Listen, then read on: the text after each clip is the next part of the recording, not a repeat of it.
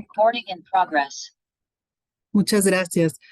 Muy buenas tardes, bienvenidas, bienvenidos a esta nueva sesión de las jornadas atinentes a las secretarías instructoras de los tribunales laborales federales del Poder Judicial de la Federación. A nombre de la Asociación Mexicana de Juzgadoras AC, AMJAC, les doy la más de las cordiales bienvenidas para tener nuevamente un espacio de aprendizaje de nuestros ponentes, quienes han tenido a bien apoyarnos para que en este proceso de actualización y de conocimiento de las funciones de las secretarías instructoras, también nos puedan compartir un poco de lo que ha sido a su vez su aprendizaje. Entonces, en esta ocasión estoy muy contenta de presentarles como nuestro ponente de esta tarde, que va a estar apoyándonos y también acompañándonos de una presentación para que también ustedes tengan la oportunidad, como lo hemos comentado, sobre todo quienes son muy visuales, también para que tengan este acceso al aprendizaje. Bien, bueno, el doctor Gustavo Juan Ariel Lescano Álvarez es licenciado en Derecho por la Universidad Don Bosco, maestro en Derecho Fiscal por el Colegio de Estudios de Posgrado de la Ciudad de México. Tiene el doctorado en Derechos Humanos en el Centro de Estudios Superiores en Ciencias Jurídicas y Criminológicas y también es especialista en Derecho del Trabajo por la Escuela Federal de Formación Judicial del Poder Judicial de la Federación, antes Instituto de la Judicatura Federal. Dentro de los múltiples cursos que ha impartido, cuenta con el de especialización sobre la reforma en materia de justicia laboral, el curso de inducción para jueces y jueces de distrito especializados en materia de trabajo. También ha impartido el propedéutico La constitucionalización del derecho laboral, curso de derecho a la seguridad social, técnicas y herramientas para la conducción de audiencias en materia laboral, todas en dicha Escuela Federal de Formación Judicial. Dentro del Poder Judicial de la Federación, tiene una antigüedad de más de 20 años en esta institución, ocupando el cargo de juez de distrito a partir de noviembre del año 2020. Orgullosamente, dentro de esta primera generación, derivada del primer concurso de oposición para acceder como titular dentro de los tribunales laborales federales. Entonces, le damos la más de las cordiales bienvenidas al juez Lescano y muchas gracias por brindarnos este apoyo durante esta tarde a nombre nuevamente de la asociación, muy en particular de la magistrada Emilia Molina, nuestra presidenta. Muchísimas gracias por acompañarnos y pues, juez Gus, te dejo con tus alumnos. Gracias. Gracias, jueza Gaby. Buenas tardes, gracias por la presentación. Es un gusto estar aquí con ustedes. De inicio, felicitarlos a todos por esta labor que hacen de preparación, por estas ganas de acceder a estos puestos especializados en la materia laboral. Y bueno, pues también de mi parte proponerles que esto lo tomemos como una plática entre compañeros en la cual vamos a tratar de asimilar o comprender el temario del día de hoy, prácticamente el procedimiento de huelga, algo que es muy común en el Tribunal Laboral Federal de Asuntos Colectivos, en el cual les diría, en primer lugar, como sugerencia, bueno, que vamos a estar desprovistos de alguna formalidad, vamos a estar más bien atendiendo a una manera un poco práctica, un tanto práctica para la asimilación de la información que me voy a permitir compartir, en la cual les aclaro, trato de que mi lenguaje no sea técnico, rigorista, sino lo más sencillo posible para que todos lo tengamos. Me permito decir la palabra como una plática nada más entre compañeros, como si yo les estuviera contando una historia o una novela, que pienso que de esta manera la podríamos asimilar mejor. En el Tribunal Laboral Federal de Asuntos Colectivos, el procedimiento de huelga será un 80% de los asuntos que se tramitan, entonces les podría decir que a situación de estar repitiéndose cada vez todos los días, pues uno termina aprendiendo el procedimiento. No puedo decir que dominando, porque siempre habrá alguna cuestión que nos ponga un reto jurídico para definir, pero sí les puedo decir que es mucho más sencillo de lo que parece en la ley el procedimiento de huelga, porque una vez captando sus fases, es de verdad muy manejable y llevadera la información que se tiene que entender.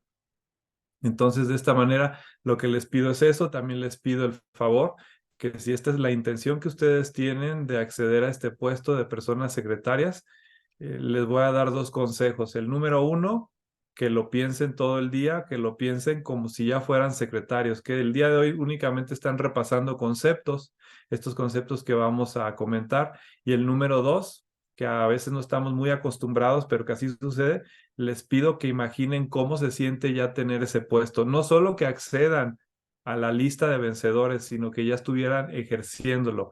Entonces yo les pregunto ahorita, ¿qué sentirían que ya estuvieran en ese puesto?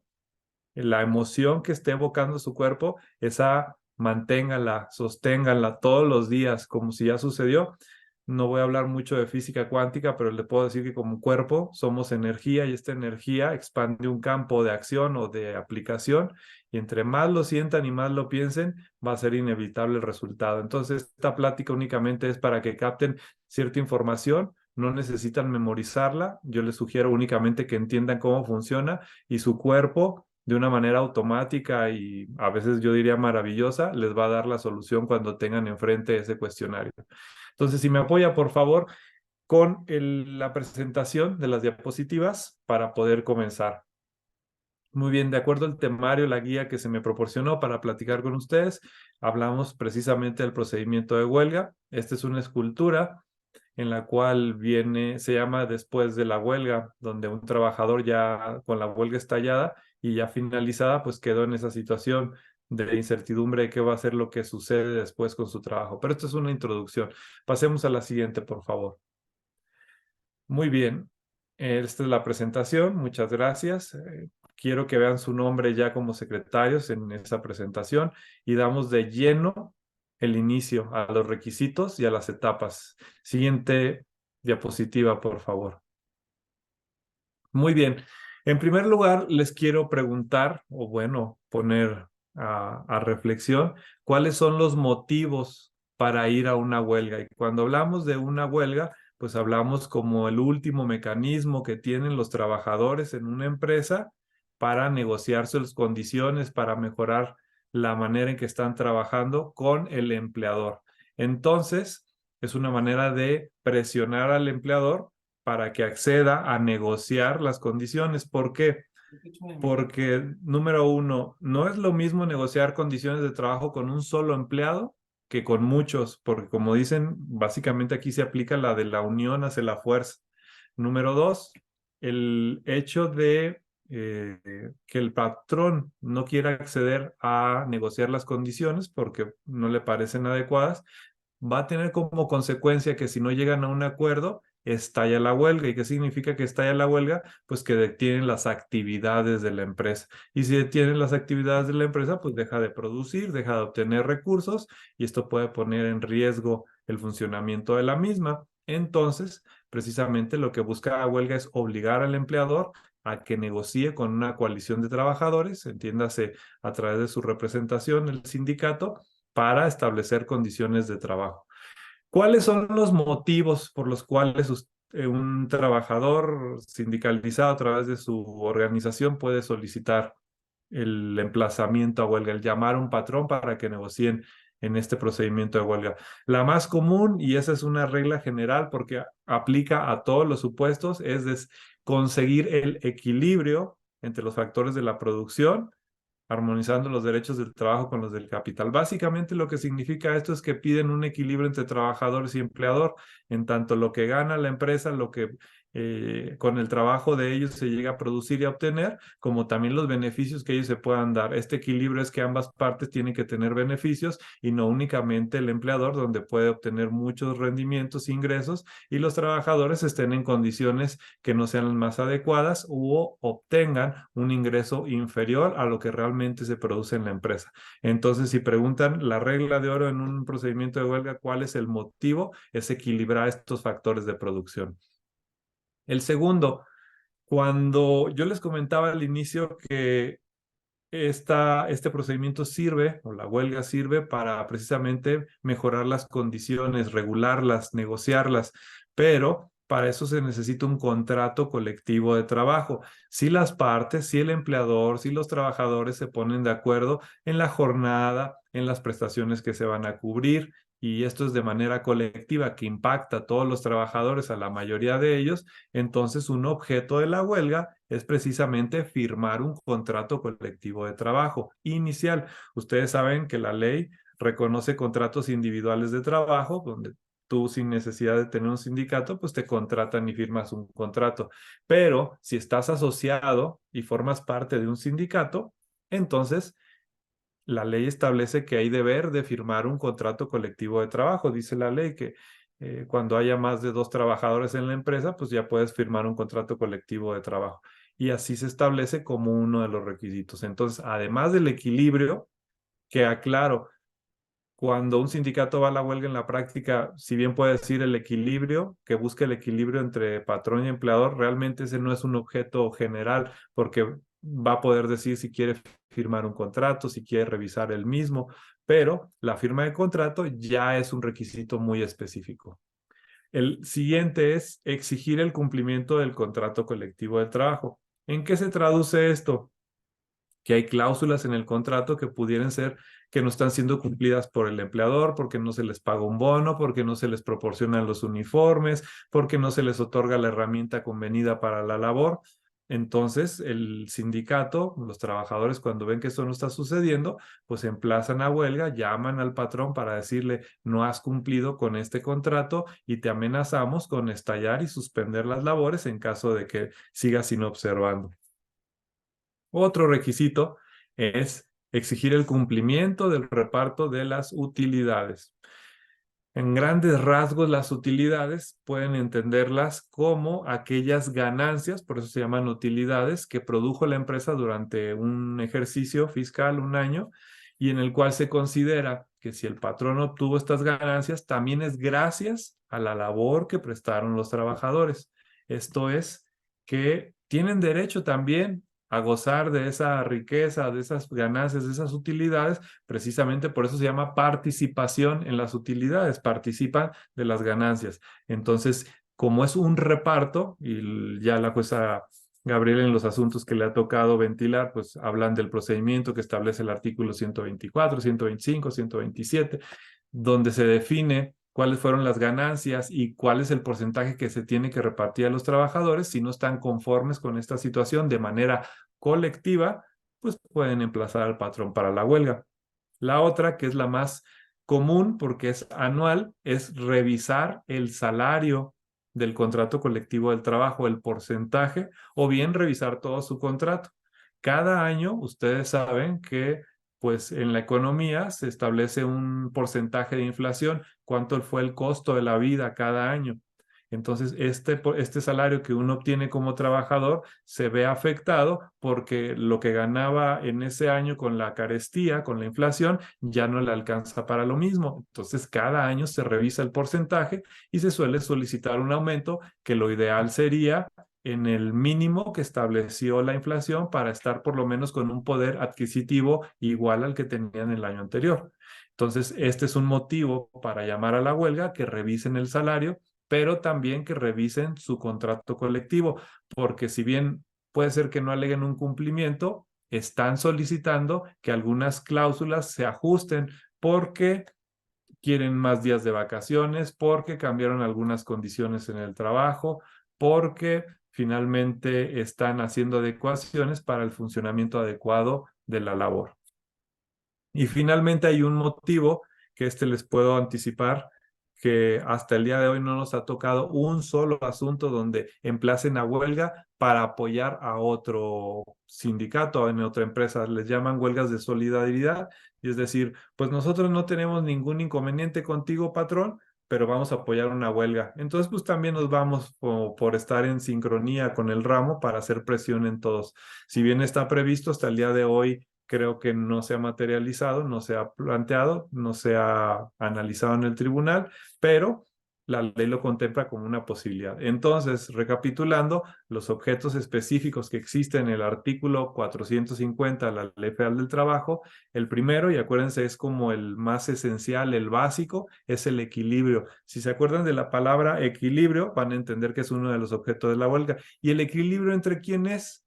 Pues entre los trabajadores y el patrón, aunque hablen de los factores de la producción, porque ese término pues estará muy técnico, muy rimbombante, pero finalmente se refiere a trabajadores y patrones.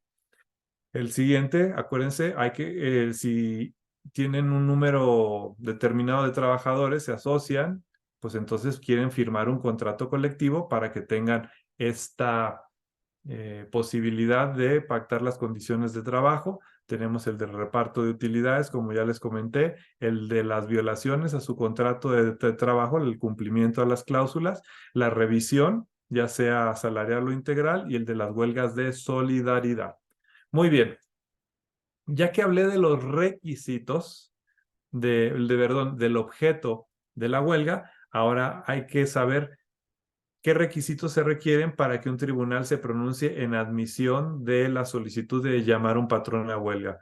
Si ustedes fueran los secretarios, que así lo son y ya lo serán a lo mejor en este tribunal, a lo mejor en un individual, y créanme que aunque estén en un individual, les va a tocar a lo mejor acordar un escrito de admisión de huelga porque puede ser que un sindicato se los presente a ustedes porque están más cerca. Ustedes van a tener que verificar qué requisitos necesitan atender para darle trámite. Y el requisito también está previsto en la ley. Acuérdense de este artículo, si bien yo no digo que memoricen, es el artículo, digamos, por regla, por excelencia, que todos los compañeros secretarios en el Tribunal de Asuntos Colectivos tienen presente, que es el artículo 920. Entonces, ahí nos dicen los requisitos de acuerdo al tipo de objeto que se esté reclamando. Entonces, el principal es, acuérdense que en este tema lo que está haciendo el sindicato es decirle al patrón que se siente a negociar con él ciertas condiciones, ciertos puntos, porque si no lo hace va a estallar una huelga. Entonces, ¿qué es lo primero? Dirigir el escrito al empleador, al patrón, a la empresa y decirle qué es lo que quieren y qué es lo que va a suceder en caso de que no acceda, pues decirle en qué fecha se van a suspender las labores.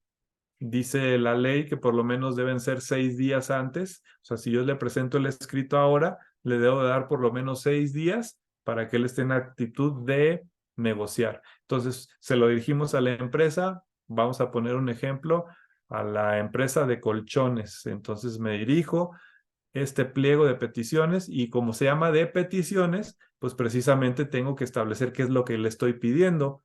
Pues te estoy pidiendo revisar el salario, empresa de colchones, y si no accedes, yo te estoy pidiendo el 15%. Y se vale pedir lo que sea, eso es materia de negociación. Te pido el 15%, empresa de colchones, y te aviso que si no accedes, hoy estamos a 13 de noviembre, para el día 20 de diciembre estalla la huelga. Entonces te estoy dando bastantes días, te estoy dando más de 6 días de lo que marca la ley. Muy bien. Voy a diferenciar un requisito. Una cosa es un escrito que tú diriges al tribunal para solicitar que emplace al patrón y otra cosa es el pliego de peticiones al patrón. Es decir, son dos tipos de documentos. Tribunal Laboral Federal de Asuntos Colectivos o Tribunal Laboral Federal de Asuntos Individuales. Vengo a pedirte que emplaces a esta empresa, que la llames al procedimiento de huelga porque te estoy adjuntando, anexando un pliego de peticiones que yo quiero que tú le entregues al patrón para que él pues venga y negocie conmigo esta situación. Entonces está el pliego donde le hacen la solicitud al patrón y le dicen que si no accede en tanto tiempo está ya en la huelga. Y el segundo es el escrito que tú diriges al tribunal precisamente para pedirle que llame al empleador. Este escrito dice la ley que debe ser por duplicado y bueno, solo hago la precisión que si lo presentan de manera electrónica, pues este requisito sería innecesario porque no puedes presentar 2 veces de manera electrónica el mismo escrito. Entonces, nada más si lo hacen de manera física y porque esa redacción se quedó en la ley desde tiempos de la Constitución del 17, de la ley del 31 en adelante. Entonces, antes era por escrito todo, no existía el tema informático. Entonces le presentas al tribunal y le pides que lo emplace. La ley hace la precisión y es por eso que les digo que si ustedes van a estar en algún tribunal de asuntos individuales, dice la ley que es ante cualquier autoridad judicial o administrativa, puede ser hasta un presidente municipal o una ayudantía si es en una localidad muy lejana. Entonces, ahí ya se actualiza el supuesto donde ustedes sí pueden conocer de la solicitud para llamar a la empresa al procedimiento de huelga.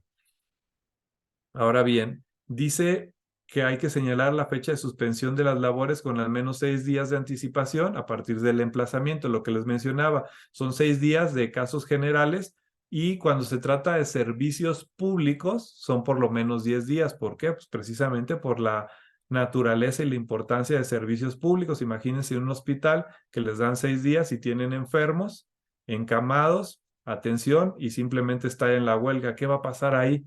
Pues entonces es un servicio público y yo creo que es de mayor importancia la atención a los enfermos, los hospitalizados, que simplemente estallar una huelga. Entonces, por eso la ley les da estos días excedentes en servicios públicos, hablan del transporte, hablan de hospitales, hablan de los servicios, ahí están muy bien regulados, hablan de cementerios, etcétera, etcétera.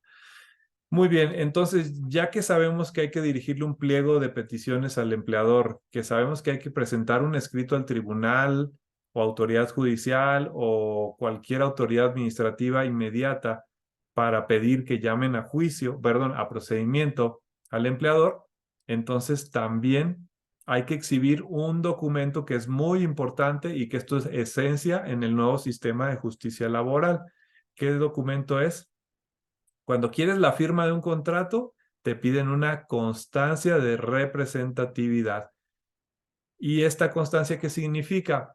Bueno, pues que llega un sindicato, le dice al Centro Federal de Conciliación y Registro Laboral que tiene representación en determinada empresa, que tiene un número de trabajadores que están afiliados o que simpatizan con este sindicato, por lo cual pretenden obtener este documento que los avale como que tienen presencia en la empresa. El Centro Federal se constituye en la empresa, hace una convocatoria, lleva un verificador y este verificador averigua si conocen al sindicato, si simpatizan por él y si obtienen un 30% de los trabajadores de la empresa que los apoya, se les expide esta constancia, por eso se llama de representatividad, porque representan a los trabajadores en la empresa o por lo menos simpatizan con él y con esto ya se puede solicitar la firma de un contrato colectivo. ¿Por qué? Porque anteriormente cualquier sindicato, sin ni siquiera conocer a los trabajadores de una empresa, podía emplazar a huelga a una empresa, a un patrón, a un propietario de un negocio, simplemente porque la ley no lo regulaba. Entonces, para prevenir cualquier extorsión, cualquier simulación, lo cierto es que la ley le dice que si vas a pedir la firma de un contrato colectivo, le estás solicitando al tribunal que llame a un empleador, pues por lo menos el tribunal debe verificar si efectivamente tú tienes presencia en la empresa. Y para verificarlo, necesitas esta constancia de representatividad. Aclaro, para el supuesto específico de la firma de un contrato colectivo, nada más la firma. Pero en los demás supuestos, cuando quieres la revisión salarial o integral del contrato colectivo, hables de violaciones al contrato, tienes que exhibir un certificado de registro. ¿Qué significa el certificado de registro? A diferencia de la constancia de representatividad, lo que es el certificado de registro es precisamente como un aval, dice el centro, que te tiene registrado como que tú estás administrando ese contrato colectivo. El sindicato Lo que es pasa quien que firmó con el, estoy, perdón, Salma, es que me distraigo un poquito. Gracias. Entonces, con el certificado, lo que hace poner en evidencia al tribunal es que efectivamente el sindicato es titular de ese contrato que va a revisar con el patrón, que efectivamente está acreditado, que ya lo ha celebrado con el patrón. No es la firma, sino nada más la revisión. Entonces, siempre se va a solicitar este certificado de registro o por lo menos el acuse de solicitud al Centro Federal. Esto es que el sindicato fue ante el Centro Federal y le dijo, ¿me puedes expedir por favor este certificado?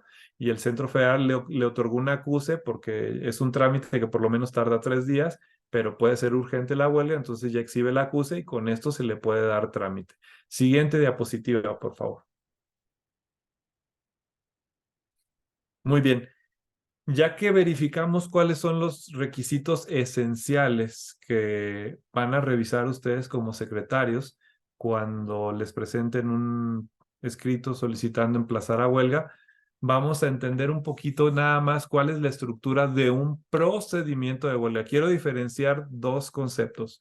Uno es hablar de la huelga propiamente como la suspensión temporal de las actividades en una empresa por una coalición de trabajadores. Huelga como tal, el estallamiento, la paralización de las actividades.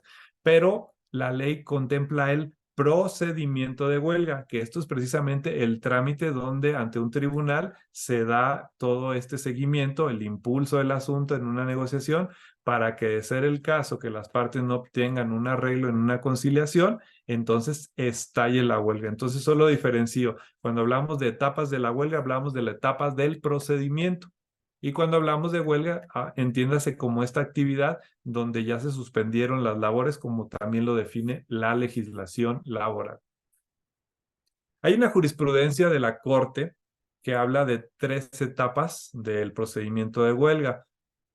Básicamente lo vamos a poder entender de esta manera. Dice que la primera etapa es desde que se presenta esta solicitud para emplazar al patrón, la petición al empleador para revisar sus peticiones, hasta que es llamado al procedimiento el patrón del escrito, lo presenta al tribunal y el tribunal emplaza al patrón. Esa sería la primera etapa. En ese caso, bueno, pues el tribunal revisa que estén los requisitos que les acabo de mencionar para admitir y llamarlo.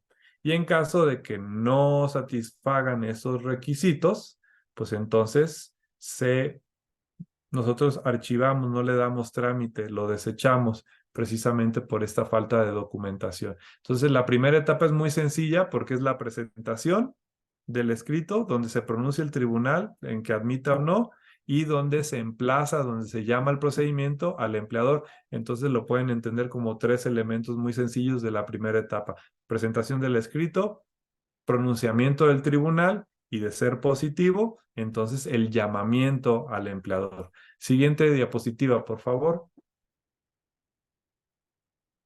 Segunda etapa, ya que fue llamado al procedimiento de huelga, entonces viene lo que le dicen la prehuelga. ¿Por qué prehuelga? Porque es antes de que estalle el asunto. La primera etapa solamente es un preliminar, un filtro de admisión y para que las partes estén enteradas del trámite del asunto.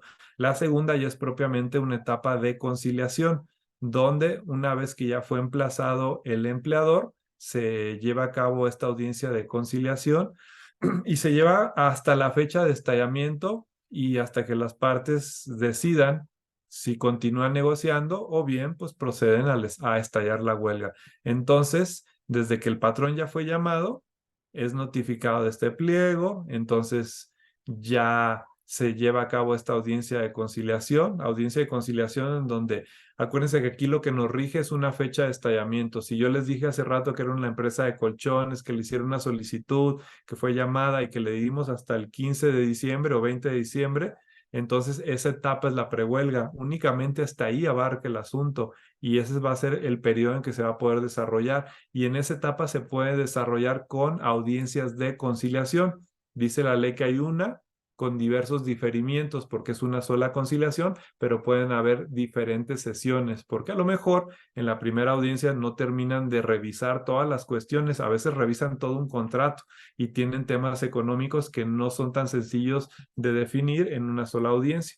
Entonces, esta segunda etapa, desde que ya fue llamado el empleador, hasta que está la fecha de estallamiento, bueno, pues entonces tenemos la segunda etapa que es precisamente, yo la hablaría netamente conciliatoria.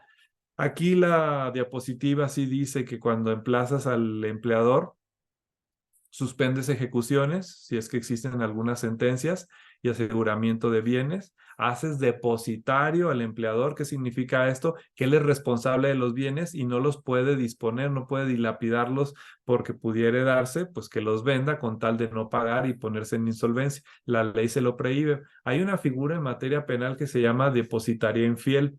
Entonces, si el empleador produce esta figura al disponer de los bienes o transmitirlos o decir que ya los donó, entonces se haría acreedor bueno, pues a la vista del Ministerio Público para ser procesado por esta situación.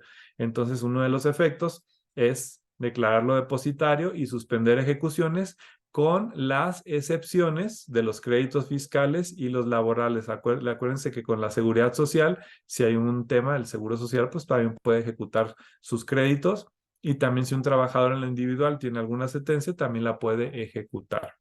Entonces, como bien lo dice la lámina, en esta etapa, pues van a conciliar las partes y lo que se busca siempre va a ser un convenio, un arreglo al respecto.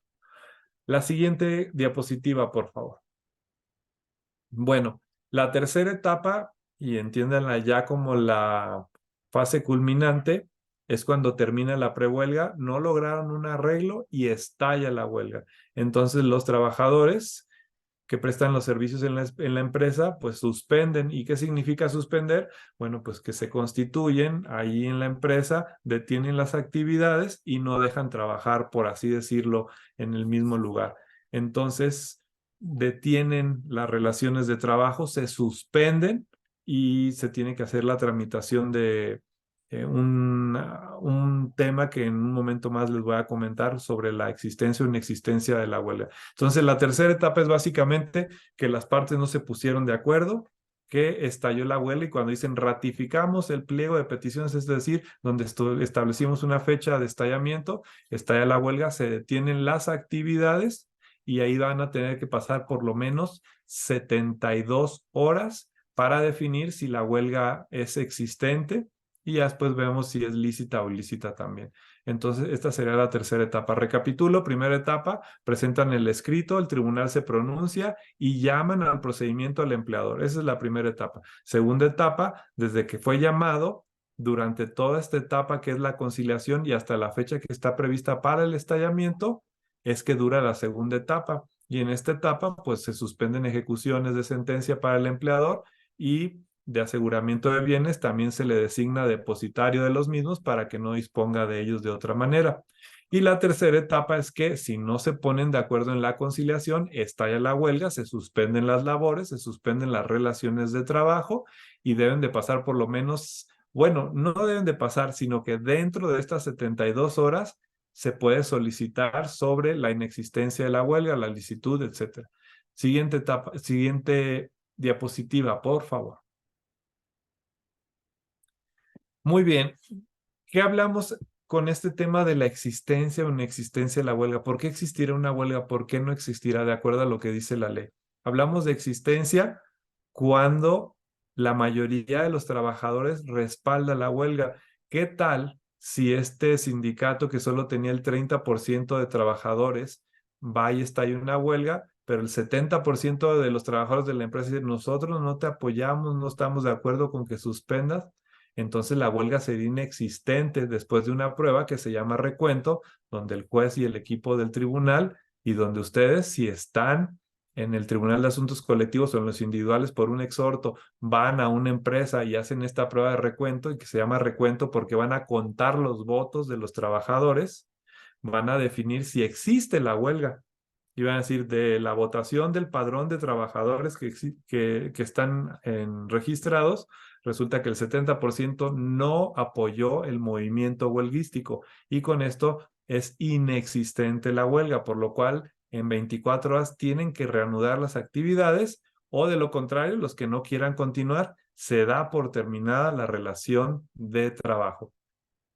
Esto está hablando dentro de las 72 horas que estalló la huelga. Si estalla el día de hoy, pues entonces tenemos que es martes, miércoles y jueves en ese periodo para solicitar la inexistencia. Y habla de el empleador, o puede hablar de una coalición tercera. Puede haber trabajadores que no están de acuerdo, y como no están de acuerdo, solicitan que se declare la inexistencia. ¿Qué va a hacer el juez? Pues bueno, va a llamar a una audiencia incidental donde va a recabar informes del Seguro Social, del Infonavit, del Servicio de Administración Tributaria, de la propia empresa. Va a recabar información de todos los trabajadores que estén registrados con audiencia de las partes. Va a definir un padrón de trabajadores que tienen derecho a participar en la prueba de recuento, señala la fecha inmediata y se constituye en el lugar. Y entonces ya con estas urnas y con el voto personal, libre, directo y secreto, ahí llevan a cabo la decisión si están de acuerdo o no con la huelga. Como ejemplo, hubo una empresa minera muy importante de capital extranjero donde el sindicato estalló la huelga. Entonces el juez los llamó a una audiencia. En la audiencia definió un padrón de casi 3,000 trabajadores, señaló una fecha y un lugar que tuviera las condiciones adecuadas para llevar a cabo esta prueba de recuento, le llaman recontar votos. Y lo que hizo el juez es que se trasladó a Monterrey, de Monterrey a Saltillo, de Saltillo agarró una camioneta que lo llevó a Zacatecas, se metió en un lugar ahí muy inhóspito, en una mina, y ahí con su equipo de trabajo, como con 20 personas, instaló unas urnas y estableció un horario, y con una lista en mano fueron presentándose los trabajadores, los fue palomeando y les otorgó una boleta para que en la boleta decidieran a favor o en contra de la huelga. Recabó todas las boletas en presencia de las partes, levantó un acta y determinó que en ese caso fueron como unos 2,800 trabajadores que dijeron que estaban de acuerdo con la huelga. ¿Qué sucede con eso? Pues que formalmente existe la huelga.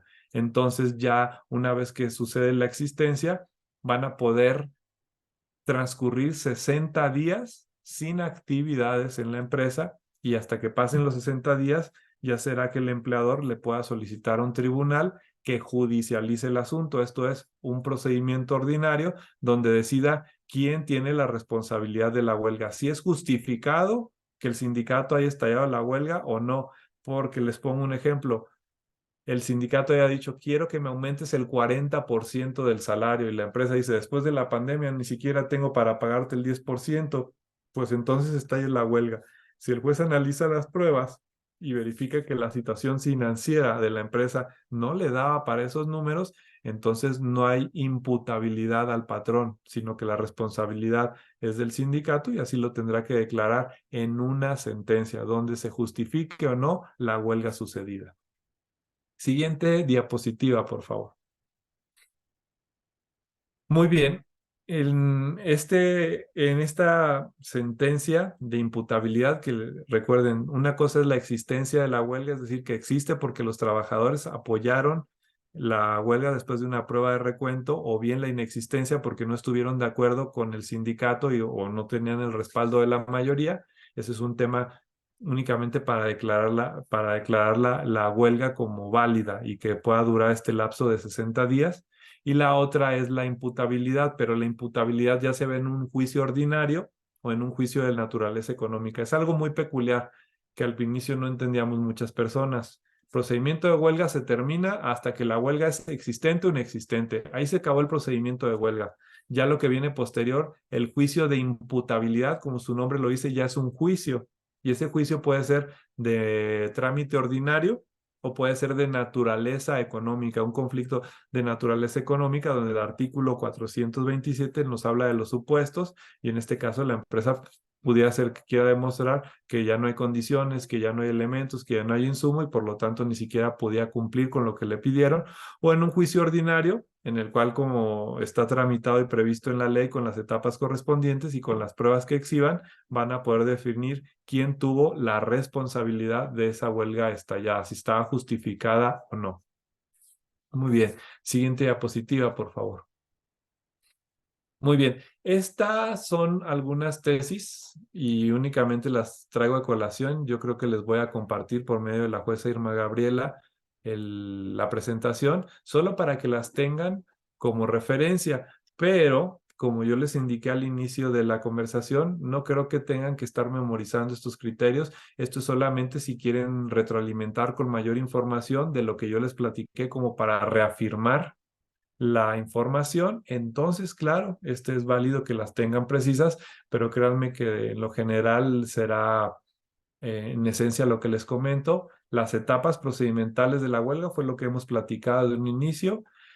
Dicen, bueno, donde dicen que las huelgas, dicen, no pueden declararse incompetentes, aunque hable de las juntas, todavía es aplicable en la actualidad. Antes de emplazar al patrón, sucedía que les presentan el escrito solicitando que llamen al procedimiento del patrón, y sin llamarlo se declaran incompetentes. Dice la Corte que no se puede porque la ley prevé un trámite de urgencia. Ustedes van a tener 48 horas para acordar, y no solo para acordar, sino para que quede emplazado el patrón. Esto lo sabe muy bien la jueza Irma Gabriela, porque a veces el Tribunal de Asuntos Colectivos manda exhortos y son bien latosos y dicen, oye, acabo de recibir hoy este emplazamiento y tenemos 48 horas. Yo lo recibí hoy a las 12 del día y te lo estoy enviando a las 4 o 5 de la tarde. Lo que te queda de ahí a las 48 horas es el tiempo que tú tienes para emplazar al patrón. Entonces dice la jurisprudencia, primero lo emplazas y si ya ves que no es de tu competencia, porque ustedes como secretarios de tribunales individuales, de ser el caso, no pueden conocer de asuntos colectivos, precisamente porque estamos especializados. Entonces, ¿sabes qué? Yo no soy competente, pero ya emplacé al patrón, ya lo llamé a juicio. Entonces, ahora sí, dice la ley, sindicato, como yo no soy competente, te pregunto a quién quiero que le envíes el asunto. Y si no me dices, pues entonces yo ya no le voy a dar trámite o se lo voy a mandar a quien yo quiera, según el criterio que tengan en diversos tribunales. Entonces, eso es únicamente, pero es un tema de competencia que no creo que nos vamos a meter en realidad en eso, solo lo comento porque es una situación que se está presentando. Entonces, el tema de esta otra tesis, cuando dicen que cuando piden un contrato colectivo, le piden a la autoridad no tiene que condicionar a que el sindicato acredite que los trabajadores son sus afiliados.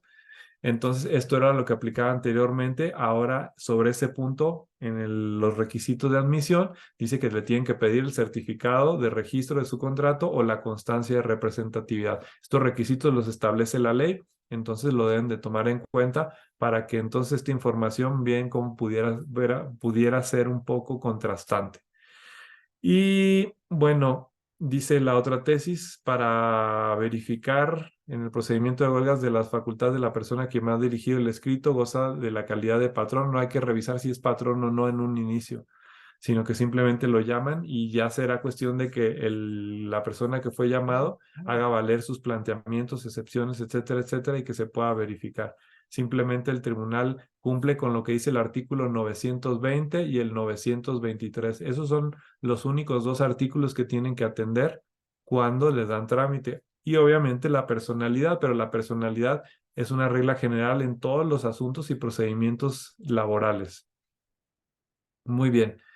Y este también es una regla de oro para juzgados de distrito. Cuando no se le da trámite a un emplazamiento a huelga, es en amparo indirecto, porque en algunos compañeros llegaron a mandarlo al colegiado y pues el colegiado se lo regresó, porque este procedimiento en realidad no es un juicio.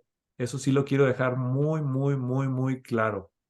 No es un juicio, es un procedimiento sui generis. La huelga no tiene etapas como de demanda, contestación, réplica contra réplica. Eso no existe en el procedimiento de huelga. Es sui generis porque acuérdense que nada más tiene tres etapas, que es la de presentación, trámite y llamamiento al patrón.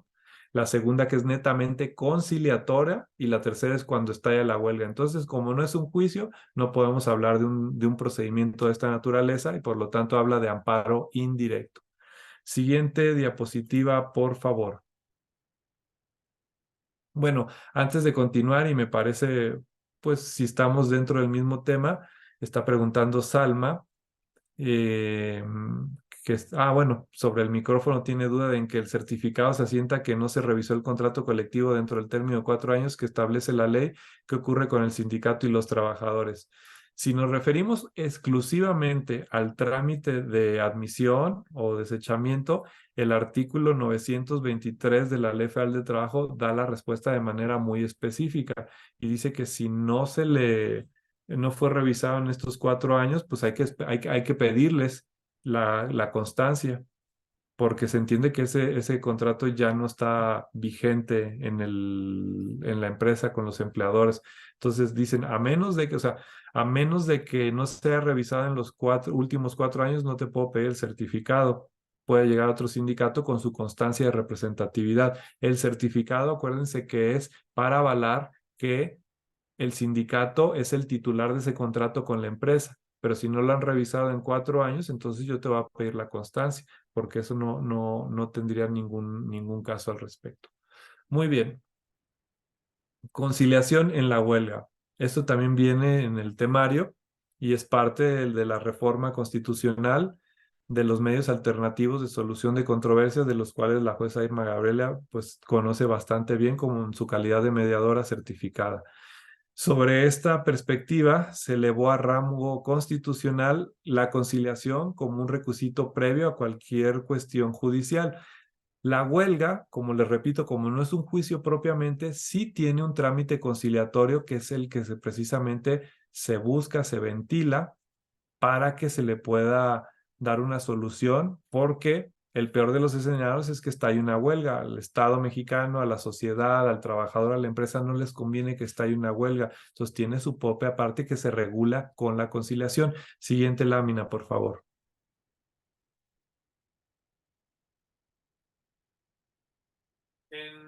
Pienso que en un momento más, para ya no distraer un poco la dinámica, les voy a dar respuesta a todas sus inquietudes, como me dijeron en la dinámica. Ahorita termino la exposición y atiendo a todos sus comentarios para dedicarnos de lleno a atender cada pregunta en específico. Pero sí, Fátima, va por ahí. Existencia o inexistencia de la huelga, prácticamente ahí terminaríamos el procedimiento. Conciliación en sede judicial. Bueno, en la prehuelga, que es en la segunda etapa, el tribunal pues tiene todas estas herramientas y el deber de llamar a las partes a conciliar para encontrar el caso de un acuerdo, un convenio, materializar este convenio y convenio que si se llega a aprobar, a sancionar por el juez o por la autoridad conciliadora, entiéndase Centro Federal de Conciliación y Registro Laboral, tiene la naturaleza de una cosa juzgada y de acuerdo a lo que ha dicho el Comité de Libertad Sindical en los párrafos que menciona la lámina, todos los estados miembros, y cuando hablamos de estados miembros, pues el Poder Judicial está involucrado como parte de su aparato para estimular, entiéndase, estimular y fomentar mecanismos de negociación que les ayuden a alcanzar los acuerdos. Precisamente dice, bueno, pues vamos a ver cuál es su agenda de negociación, etcétera, etcétera, y trabajamos conjuntamente con el Centro Federal de Conciliación y Registro Laboral. ¿Por qué? Porque el artículo 921 bis dice que se puede asignar un conciliador del Centro Federal. Yo respetuosamente, pues reconozco la labor que hacen los conciliadores en materia colectiva en el Centro Federal. Ya en las audiencias ante el tribunal, el juez es quien lleva la batuta y si bien coadyuvan los conciliadores del centro, lo cierto es que supeditan a la rectoría que lleva el juez en el trámite, en el procedimiento. ¿Qué sucede en nuestros asuntos? Y se los digo de manera muy práctica. Llegan las partes a la primera audiencia, la de conciliación, y el juez de alguna manera les hace saber cuáles son las reglas del asunto, del procedimiento. Se les explica que efectivamente la solución depende del acuerdo de las partes. En esta etapa de conciliación, el juez no toma determinaciones netamente judiciales como son en un juicio propiamente, sino es alguien que los ayuda a encontrar los mecanismos para que se puedan poner de acuerdo. El juez sí puede establecer medidas de apremio, puede multar, puede amonestar, expulsar, puede hacerlos comparecer por la fuerza pública y hasta el arresto, pero solo son medidas que se toman en esta etapa para que se cumplan las determinaciones de negociación. El juez lo que les dice a las partes, sindicato y empresa, es, ustedes tienen tres caminos. Si ustedes me dicen que tienen muy buena relación, ustedes pueden negociar hasta que la fecha límite del estallamiento de huelga. Ese es el primer punto. Pero si ustedes eligen la vía privada, porque muchas partes dicen, no, nosotros nos ponemos de acuerdo y yo vine al procedimiento de huelga por si el patrón de repente no quiere cumplir, entonces estalle la huelga que tú estás regulando, verificando. Pero sí nos podemos reunir de manera privada y nos podemos poner de acuerdo. Entonces, cuando eso sucede, que dicen, ah, bueno, entonces yo quiero que a mí me justifiquen que estén negociando, porque después llegamos a una audiencia y resulta que no hay avances, pero yo no me enteré qué pasó. Y si bien no pueden o no quieran revelar la confidencialidad de esas negociaciones, sí me tienen que justificar que se reunieron tantas veces, que por lo menos trataron ciertos puntos de su pliego de peticiones y están en ese punto donde incluso el juez puede intervenir para decir en qué tema no hubo acuerdo o están detenidos. Bueno, pues en ese tema yo voy a intervenir para ayudarlos a encontrar un esquema que les ayude a solucionar con ciertas propuestas, incluso con el funcionario conciliador. La segunda vía que dicen, el funcionario conciliador nos pareció muy bueno y nos llamó al Centro Federal para negociar. Bueno, pues acuden ante el funcionario conciliador, él celebra esta audiencia o reunión con él y el funcionario conciliador levanta un acta y en esa acta nos avisa qué pasó en la sesión de negociación. Pues las partes se pusieron de acuerdo en este punto, pero en este otro punto, o más bien quiere que el juez sea el que atienda porque no van a atender si no es ante una autoridad judicial. Entonces el conciliador remite un acta al tribunal y el tribunal ya tiene noticia de lo que está pasando en esta negociación. O la tercera, que es que sea directamente la audiencia de conciliación ante el tribunal. Entonces, en esta audiencia, las partes se pueden poner a dialogar, a discutir. El juez puede hasta suspender la videograbación, irse a unas salas de conciliación privada y ahí escucharlos, porque a veces en estas salas de negociación privada, sin la grabación, no están cohibidos y se pueden escuchar. A veces lo que sucede en la conciliación es que simplemente hay un sentimiento que no ha sido escuchado por la otra parte, y si se escuchan y se entienden, es muy fácil llegar al convenio, al acuerdo y a la elaboración de un pacto que pues sirva para poner fin a esta negociación. Entonces, en la etapa conciliatoria hay un papel muy proactivo del juez. Yo les podría decir que en el Tribunal de Asuntos Colectivos, pues básicamente en estos procedimientos de huelga, nuestra labor más que nada siempre va a ser conciliatoria, y para eso tenemos muchas herramientas que a lo largo de estos 3 años pues hemos ido adquiriendo, y de acuerdo a la experiencia que se han presentado los asuntos, se han podido utilizar. Entonces, también el conciliador en algunos asuntos ha ayudado bastante, y les quiero decir que es tan importante esta etapa de conciliatoria que la ley dice que todos los días, todas las horas son hábiles para el procedimiento de huelga. Esto significa que tengo compañeras que han terminado una negociación a las 5 de la mañana, habiendo empezado a las 10 de la mañana de un día anterior, y solo se van a cambiar, a bañar y regresan con la negociación. ¿Por qué? Pues porque está muy próxima la fecha de estallamiento, y si no se ponen de acuerdo, pues puede suceder lo que nadie quiere en el tribunal, que es que estalle una huelga. Entonces, estas negociaciones son de tal importancia que precisamente hay un énfasis en que se pueda ayudar a las partes a escuchar, y esa es una labor que tenemos todos los juzgadores y los equipos de trabajo. Ustedes como secretarios también tendrán a su cargo esta labor conciliatoria, en la cual tendrán que ser muy hábiles e implementar muchas estrategias para que las partes puedan ser escuchadas y obtengan un camino que les dé claridad, y pues puedan ceder en sus pretensiones, en las cuales ambos se vean beneficiados. Siguiente lámina, por favor. Muy bien. Este punto ya lo comenté, ya cómo funciona la negociación, el apoyo del funcionario conciliador y la oralidad, las salas privadas de negociación, donde también se detiene la grabación, si esto contribuye al establecimiento de acuerdos. Siguiente lámina, por favor. Lo que ya les comenté, hay mecanismos, herramientas para ponerse de acuerdo. Aquí simplemente la diapositiva habla de 2 casos en particular. Por dar un ejemplo, hablan de una empresa de la industria automotriz donde se pudo advertir que había un mecanismo de extorsión. Les comento que antes los sindicatos acudían a las empresas y le decían: para que nadie te moleste, firma conmigo un contrato colectivo. Yo no conozco ni a tus trabajadores, pero te aseguro que si yo estoy con ese contrato contigo, nadie te va a molestar, a cambio de que tú me pagues una mensualidad o una anualidad, y con eso no va a tener problemas. Cambia la ley, se reforma la misma y ahora ya se pide este certificado, esta constancia de representatividad, y quienes tenían estos contratos, ya el patrón dice: pues yo ya no voy a negociar nada contigo porque ahora sí se requiere el acuerdo de los trabajadores para dar cualquier convenio. Y entonces ahí nosotros en estas negociaciones nos damos cuenta que el sindicato ni siquiera conoce a los trabajadores, y que de ser el caso que estallara una huelga, pues no iba a ser apoyada y ahí se iba a terminar el asunto. Hubo una empresa cementera que exportaba a Europa, también hubo una mala práctica de las partes que permitió egresar el asunto.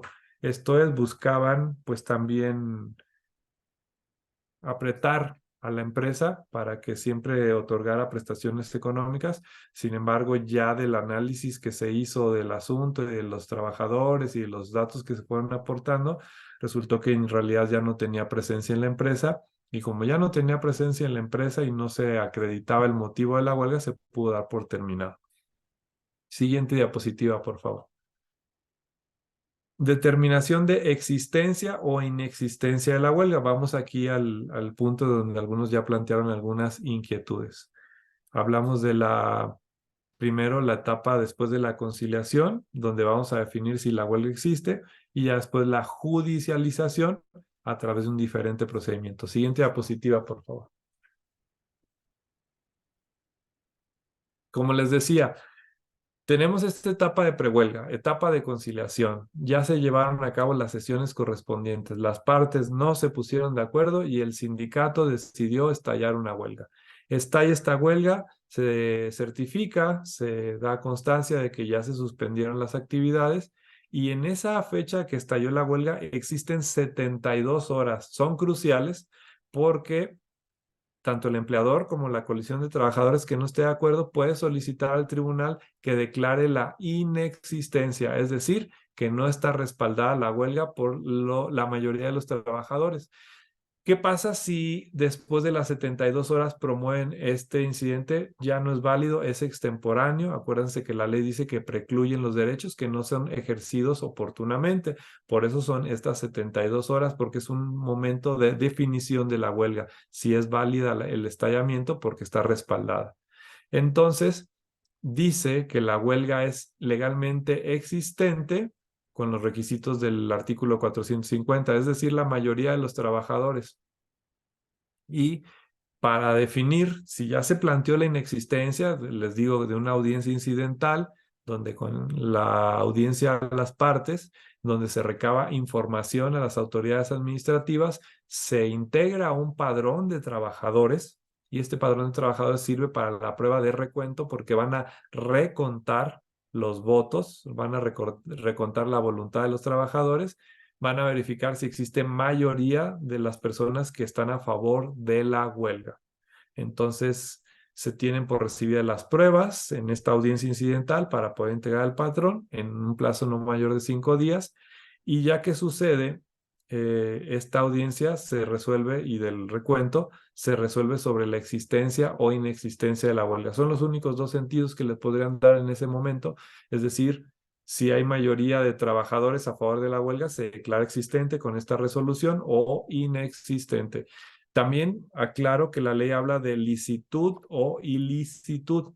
Cuando hablan de licitud es que reúne los requisitos del artículo 920, que es los trámites correspondientes. Y la ilicitud es algo muy peculiar, pero la ley dice de actos violentos, es decir, que para suspender labores se llevaron actos violentos, llegaron los trabajadores, rompieron las puertas, destrozaron el mobiliario, una especie de vandalismo. Entonces ahí es ilícita la huelga porque no es el mecanismo para suspender las labores. Pero por lo regular, por excelencia, lo que se define siempre es la existencia. Cuando alguien te habla de la ilicitud, pues simplemente hay que verificar si son actos violentos o atiende a estos temas de las Fuerzas Armadas. Pues ellos tampoco pueden llevar a cabo una huelga precisamente por la relevancia y la importancia que tienen para el Estado mexicano la seguridad nacional.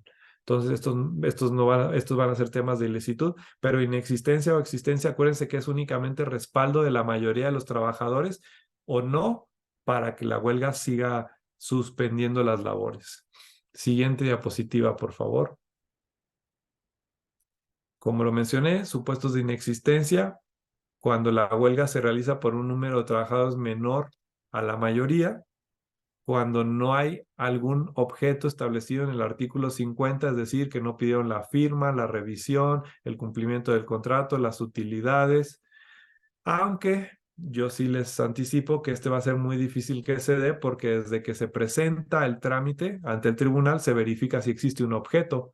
Entonces, si el objeto está bien señalado, difícilmente se va a establecer que es inexistente por falta de objeto.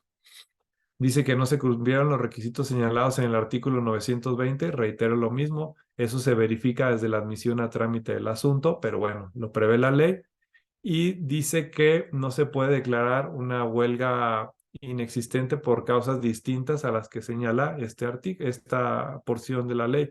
Básicamente en la inexistencia nos tendríamos que ir a que sí es respaldada por la mayoría, no de los trabajadores, aunque las demás hipótesis ténganlas en consideración únicamente por si acaso es un requisito del examen, tengan que verificar que se cumplan los requisitos que dice la ley en el artículo 920 y que esté el objeto bien definido, de los que yo ya les comenté cuáles son los motivos para emplazar a huelga.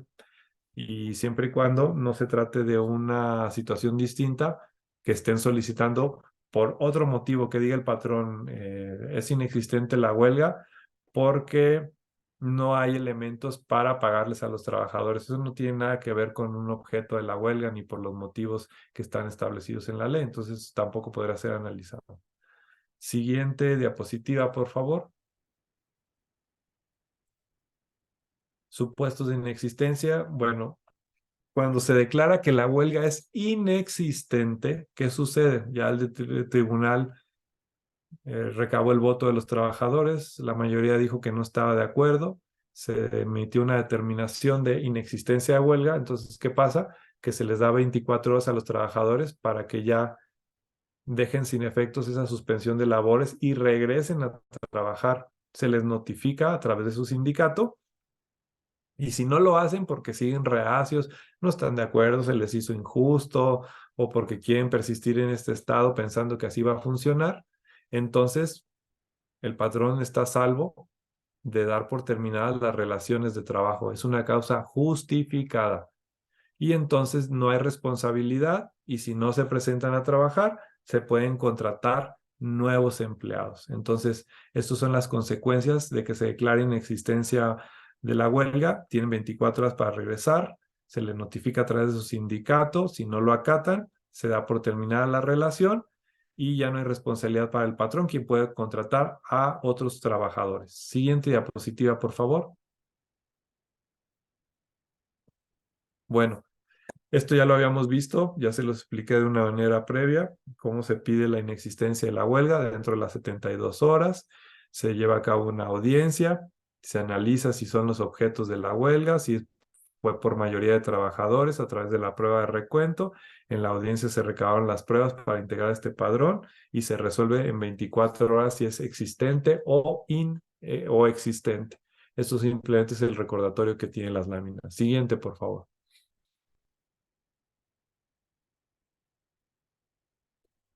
Y lo que les comenté al inicio de la charla, la imputabilidad de la huelga. Vamos a ponerlos en términos muy sencillos. ¿Quién tiene la responsabilidad de la huelga estallada? Siguiente la diapositiva, por favor.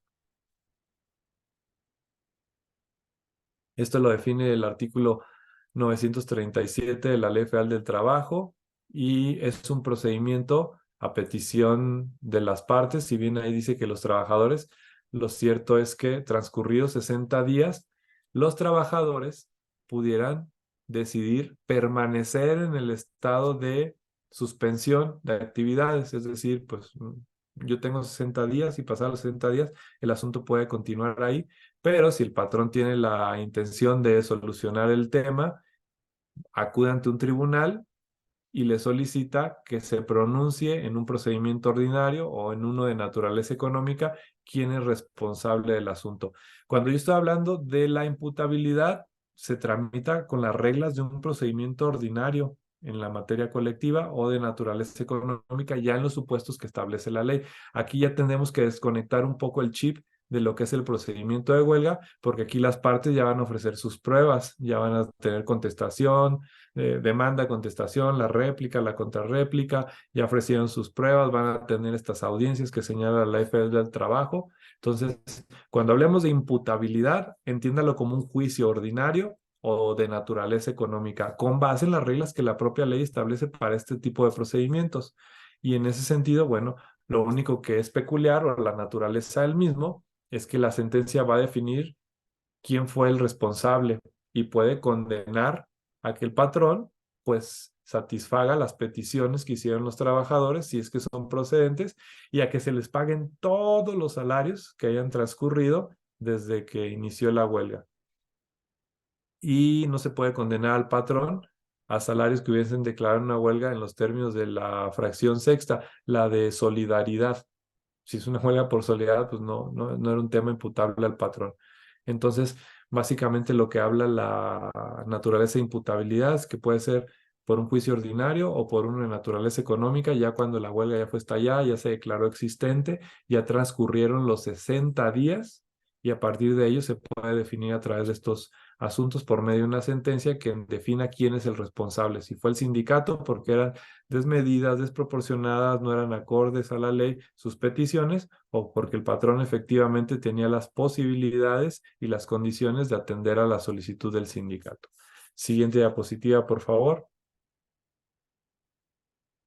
Bueno, esto ya nada más es una tesis donde de manera genérica habla del trámite del que les acabo de explicar, donde se examina con pruebas, con todo el trámite que tiene el procedimiento. Esta tesis es anterior a la reforma laboral, pero de alguna manera da como la orientación de lo que se trata. Siguiente diapositiva, por favor. Esta es la culminación de la misma. Dice que si aparece que el patrón no accedió a lo solicitado en el pliego de peticiones y no produjeron durante el procedimiento los elementos para evidenciar una actitud adecuada que era indispensable haber proporcionado, habla de cuándo son imputables o no al patrón. Básicamente está describiendo los que les comenté. Esto se analiza en cada asunto por particular con las pruebas exhibidas y con eso el juzgador tiene que definir como cualquier otro procedimiento judicial. Creo que esta sería la última. Siguiente diapositiva. De acuerdo. En esencia, estos son los puntos que se comentaron en el temario. Básicamente, les digo que el procedimiento de huelga solo son estas tres etapas. Una vez conocida, dominada, no es en realidad complejo, simplemente es peculiar porque se sale un poco de lo ordinario que se tramita en cualquier procedimiento laboral. Si ustedes están de acuerdo, vamos a proceder a la sesión de preguntas o de inquietudes o de comentarios o de críticas constructivas o aportaciones que ustedes gusten para complementar la plática que hemos tenido en este momento. No sé si, jueza Gabriela, lo hagamos de alguna forma en dinámica o como tú me comentes, por favor. Adelante, juez Gustavo, como tú lo decidas. Muchas gracias. Bueno, entonces, primero lo que comentaba Salma sobre los 4 años de de la revisión del contrato colectivo de trabajo. Para mayor precisión, me voy a remitir al artículo 923 de la Ley Federal del Trabajo. La respuesta está puntualmente establecida ahí y dice que no se le da trámite al escrito de emplazamiento a huelga cuando no se formule como a los requisitos del 920 o por un sindicato que no sea titular del contrato colectivo de trabajo y exija la firma de un contrato, no obstante exigir ya uno depositado ante el Centro Federal. Bueno, aquí justo lo que me estaba preguntando Salma y yo le estaba dando información imprecisa, dice que cuando el contrato no haya sido revisado en los últimos 4 años, puede llegar otro sindicato y entonces ya no se necesita el certificado, se necesita su constancia de representatividad, creo que sí fue lo que dije, nada más que para no confundir muy bien es, si no fue revisado en 4 años, entonces no es un tema del certificado, es un tema de la constancia porque puede llegar cualquier otro sindicato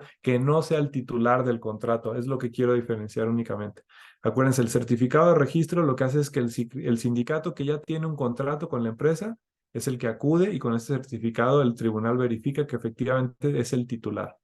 Pero si el contrato de que se trata ya pasaron 4 años y no fue revisado, sí puede llegar otro sindicato que no es el titular con una constancia de representatividad diciendo, pues este contrato no se ha revisado, pues entonces yo vengo a pedir que se firme uno y entonces sí lo podemos admitir, pero esto lo establece ya directamente el artículo 923 de la Ley Federal del Trabajo. Espero que me haya dado a entender con esta respuesta. Y Fátima, para confirmar el procedimiento de huelga termina con la determinación de existencia o inexistencia. Desde mi perspectiva, sí, porque precisamente una vez que ya se declaró existente, tienen que transcurrir 60 días y lo que dice la ley es que se le tiene que dar trámite con un procedimiento distinto. Entonces, si se determina, o cuando bien dicen es inexistente, pues ahí también ya se termina todo el asunto porque no habría materia ni siquiera para tramitar un ordinario en la naturaleza económica. Entonces, yo lo diría que sí, formalmente, una vez declarada o emitida la resolución que determina que existe la huelga o que no, ahí se terminaría lo que conocemos o lo que les comenté hoy como procedimiento de huelga. Procedimiento nada más, no la huelga estallada ni nada. Muy bien, dice Salma, conforme al artículo 920, certificar es un requisito para saber si el contrato se encuentra vigente o no. De no ser así, sindicato no podría solicitar el emplazamiento a huelga, pues si bien aún representan a los trabajadores, es que el contrato colectivo, al no haber sido revisado durante el periodo que marca, dejó de estar vigente. La razón para no admitir dicho procedimiento obedece a la vigencia del contrato, no la legitimidad del sindicato para representar a los trabajadores, o me equivoco, no sé si entendí. Sí, Salma, creo que esto ya lo habías, bueno, lo pusiste un poquito antes, a las 6:51, y es lo que acabo de responder ahora, en el sentido de que transcurridos los 4 años y no se revisó, puede llegar un sindicato diverso y solicitar la firma de un contrato, precisamente porque el certificado de registro lo que avala es que hay un titular y que precisamente está velando por los intereses de los trabajadores y lo está revisando. La ley dice que se revisa anualmente por lo que ve a los salarios y bianual cada 2 años por lo que ve a la cuestión integral del contrato colectivo. Entonces sí, efectivamente, si no fue revisado, puede llegar en esos 4 años otro sindicato, pero sí, cualquier sindicato que se presente y que sea por firma, porque ya no haya sido revisado el otro, sí tiene que exhibir su constancia de representatividad. ¿Por qué? Porque hay que verificar que tiene presencia en la empresa, no cualquier otro sindicato. Hay un tipo de máximo de duración de la prehuelga. Muy interesante esa pregunta. El artículo 927, fracción quinta de la Ley Federal del Trabajo, habla de la prórroga. Dice que la primer prórroga, que es hasta por 30 días, por lo general, la solicita únicamente el sindicato.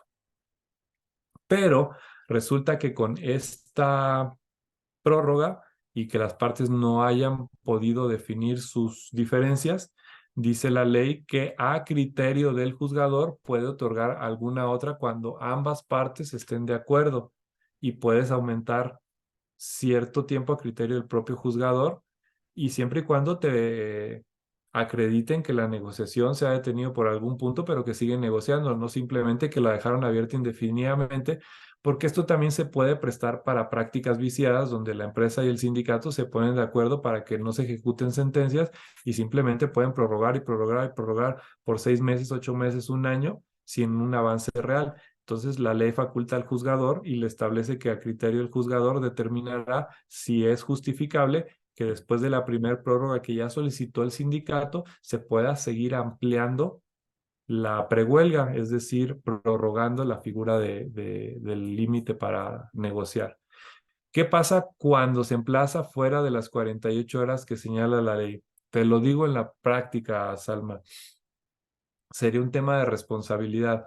Si el sindicato solo dio 6 días para negociar a partir del emplazamiento y tú tardaste más de eso y ya pasó la fecha porque te dicen, si hoy es día 13, yo te presento el emplazamiento y tengo 1, 2, 3, 4, 5 hasta el 19, y yo me tardé más de las 48 horas, el patrón en realidad no tuvo ese tiempo para poder negociar de los 6 días que marca la ley. Hay un tema de responsabilidad para el tribunal o a la autoridad que incurrió en no acatar de ese modo.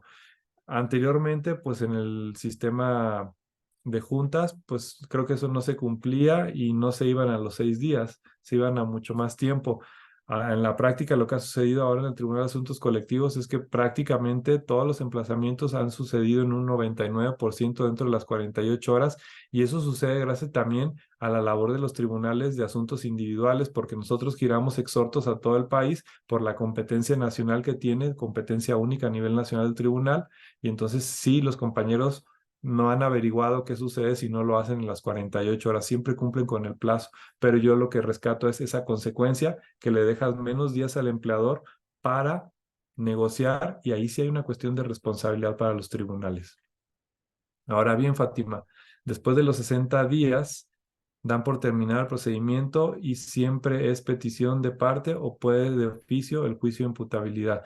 Bueno, yo lo que comenté previamente es que una vez declarada la existencia y inexistencia, el procedimiento de huelga ya terminó. Los 60 días, digamos que únicamente es un plazo en el cual no puede haber actividad por el patrón. Yo lo llamaría como una especie de castigo. Es decir, como no quisiste acceder a negociar, vas a tener que aguantarte 60 días detenida la empresa. Esa es la fuerza que tiene un procedimiento de huelga, un estallamiento. La fuerza que tienes, no quisiste negociar conmigo, no te arreglaste conmigo, entonces te voy a castigar 60 días sin actividades. Y solo pasando los 60 días, entonces sí puedes tramitar el juicio de imputabilidad. No es de oficio, porque esto no lo puede hacer valer el tribunal.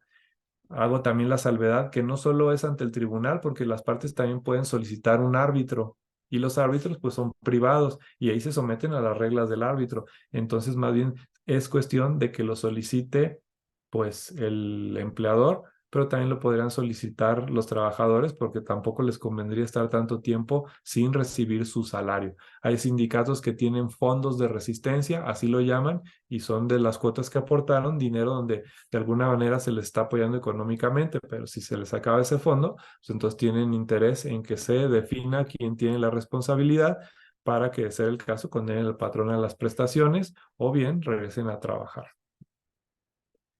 ¿Han tenido algún asunto donde tengan que interpretar el artículo 445, fracción primera? Vámonos al artículo 445. La huelga es ilícita cuando la mayoría de los huelguistas ejecuten actos violentos contra las personas.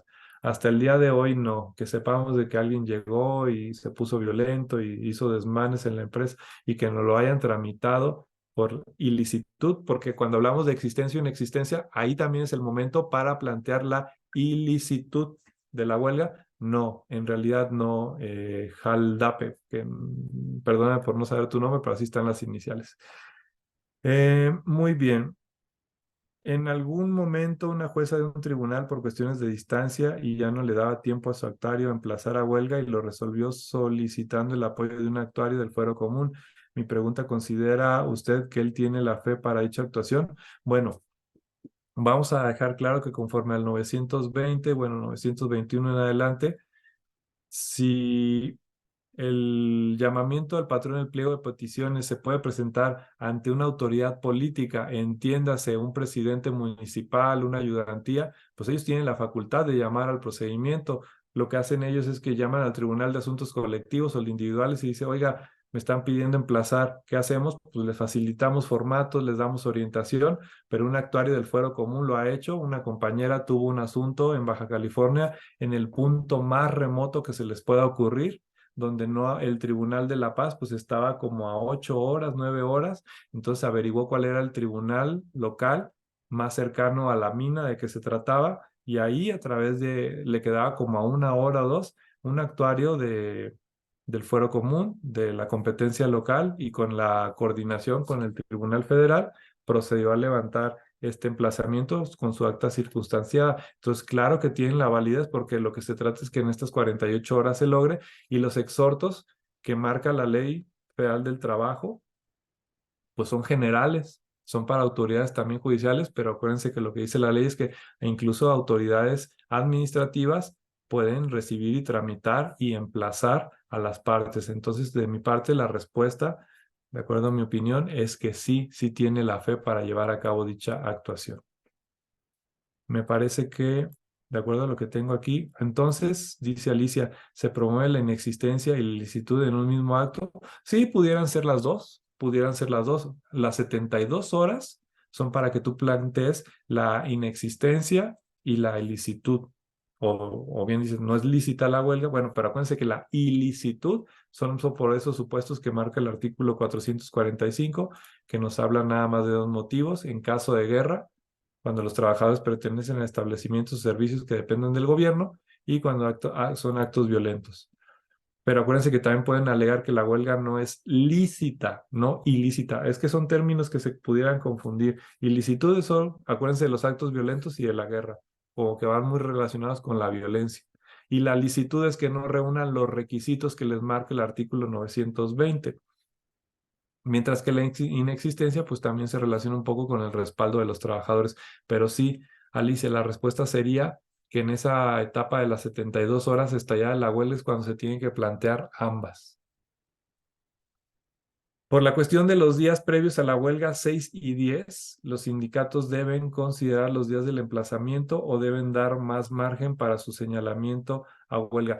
Lo que sucede en la práctica es lo siguiente, dicen, te doy 6 días a partir de que quedes emplazado. Entonces, si a esos 6 días le sumas 48 horas, pues serían 8 días desde que tú presentaste. Pero por lo regular, cuando el sindicato te dice, oye, te doy los 6 días y ya está considerando la fecha de presentación del pliego de peticiones, aquí el tribunal sí tiene que ponderar que los 6 días son a partir de que queden emplazados y tiene que hacer un ajuste en esta cuestión del estallamiento de la fecha, porque la ley le da como mínimo estos 6 días y la ley sí es puntual a decirle que a partir del emplazamiento y los 6 días también para las cuestiones de servicios públicos.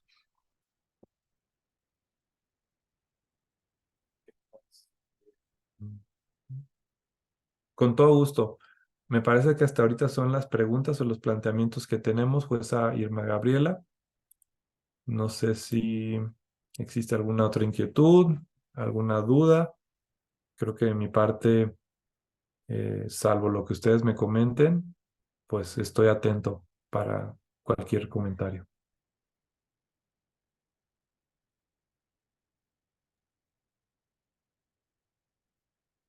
Muchas gracias, pues Gustavo. Bueno, observo que ya han estado muy interesados nuestros compañeros para realizar las preguntas sobre estos temas tan importantes y tan interesantes que has expuesto relativos al procedimiento de huelga. Pues me parece que ya también como lo están expresando, quedó todo muy claro con esta exposición muy, también como lo habías mencionado, muy asequible. Muchísimas gracias, juez Gustavo, por darte el tiempo que sabemos que está muy limitado por el gran cúmulo de trabajo y la gran responsabilidad que tienen en el Tribunal Laboral Federal de Asuntos Colectivos. Entonces, con mayor razón, el habernos compartido estas experiencias, estos conocimientos de una forma tan amena y tan clara, es todavía más valioso tanto para las personas que están participando como para la Asociación Mexicana de Juzgadoras. Entonces, muchísimas gracias nuevamente por tu participación. Pues les comentamos, compañeras, compañeros, que esta clase, como el resto, van a estar subiéndose paulatinamente en nuestras redes sociales de la Asociación Mexicana de Juzgadoras para que estén muy al pendiente. Les recordamos que continuamos con cada una de estas sesiones a las 6 de la tarde. Vamos a tener la última el próximo martes. Recordemos que el lunes va a ser inhábil, entonces el resto de la semana continuamos a las 6 de la tarde.